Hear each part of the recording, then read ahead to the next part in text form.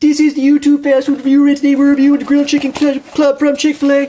This is a boneless breast of chicken marinated with special blends of seasonings and grilled for a tender and juicy backyard grilled taste. Served on a toasted multigrain bun with Colby Jack cheese, applewood smoked bacon, green leaf lettuce, and tomato. And served with honey roasted barbecue sauce.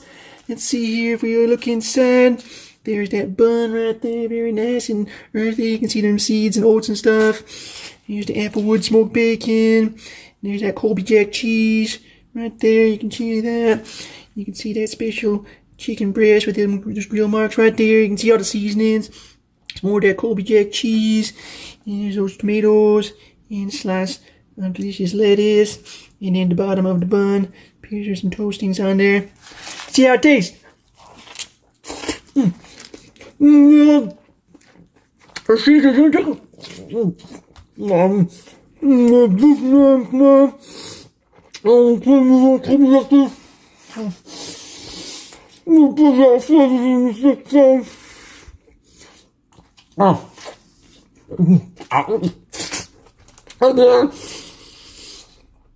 I'll give you this to the club.